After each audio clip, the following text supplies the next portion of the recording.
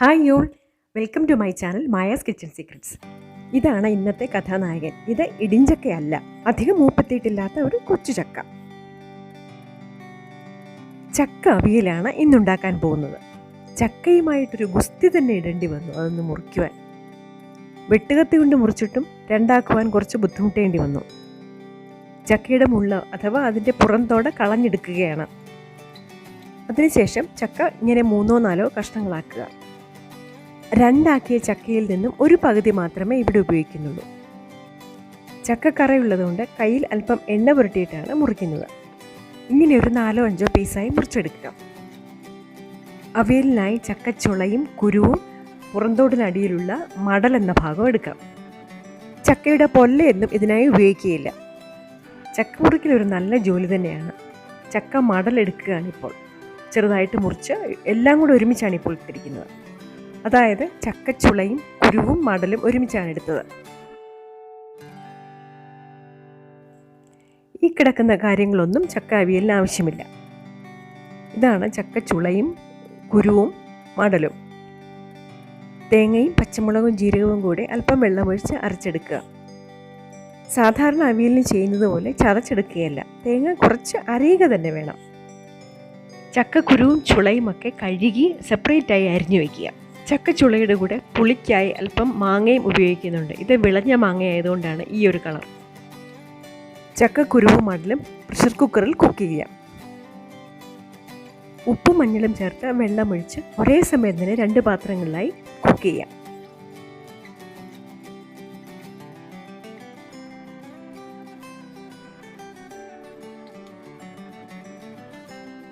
High ഫ്ലെയിമിൽ 2 whistle കേട്ട് കഴിഞ്ഞാൽ ഒരു 2 മിനിറ്റ് ലോ ഫ്ലെയിമിൽ വെച്ച് കുക്കർ ഓഫ് ചെയ്യാം. ചക്കച്ചുളയ്ക്ക് അധികം വേവില്ലാത്തതുകൊണ്ട് അത് പ്രത്യേകം പാത്രത്തിലിട്ട് വേവിക്കാം. അതിൻ്റെ കൂടെ തന്നെ മാങ്ങയും വേവിക്കണം.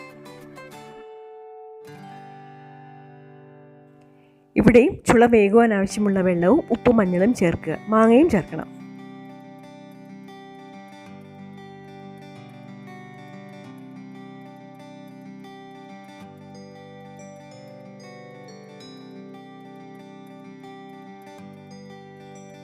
കുറച്ച് വെന്ത് കഴിഞ്ഞപ്പോൾ അല്പം കൂടി വെള്ളം ഒഴിച്ചു കൊടുത്തു.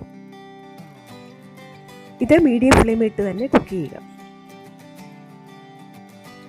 ചക്കച്ചുള നന്നായി വെന്ത് കഴിഞ്ഞാൽ ഓൾറെഡി കുക്ക് ചെയ്ത് വെച്ചിരിക്കുന്ന ചക്ക മടലും ചക്കക്കുരുവും അതിൻ്റെ കൂടെ യോജിപ്പിക്കുക.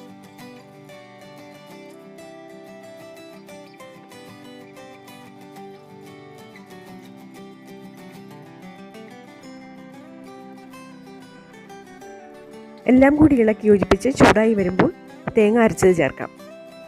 ഉപ്പ് നോക്കിയിട്ട് പോരായെങ്കിൽ ചേർക്കുക.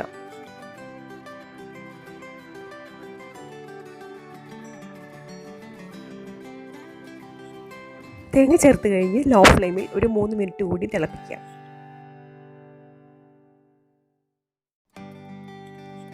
ഇനി നമുക്ക് പച്ച വെളിച്ചെണ്ണയും കറിവേപ്പിലയും കൂടി ചേർക്കാം. ചക്ക അവിയലിൻ്റെ കൂടെ മുരിങ്ങക്കോലും കൂടി ചേർക്കാവുന്നതാണ്. ഞാനിപ്പോൾ ചക്ക മാത്രമേ എടുത്തിട്ടുള്ളൂ. ചക്ക വെട്ടിപ്പൊളിച്ച് വൃത്തിയാക്കുന്ന പാടൊഴിച്ചാൽ അവിയൽ ഉണ്ടാക്കുന്നത് വളരെ എളുപ്പമാണ്. ഇത് ചക്കക്കാലമല്ലേ, എല്ലാവരും അവിയൽ ഉണ്ടാക്കി നോക്കിയിട്ട് നിങ്ങളുടെ അഭിപ്രായങ്ങൾ കമൻറ്റ് ബോക്സിലൂടെ അറിയിക്കുക. എൻ്റെ റെസിപ്പി ഇഷ്ടപ്പെട്ടുവെങ്കിൽ ചാനൽ സബ്സ്ക്രൈബ് ചെയ്യുവാൻ മറക്കല്ലേ. സബ്സ്ക്രൈബ് ചെയ്യുമ്പോൾ ബെൽ ബട്ടൺ കൂടി ഒന്ന് പ്രസ് ചെയ്താൽ ഞാൻ പുതിയ വീഡിയോസ് അപ്ലോഡ് ചെയ്യുമ്പോഴൊക്കെ നിങ്ങൾക്ക് നോട്ടിഫിക്കേഷൻസ് കിട്ടുന്നതാണ്.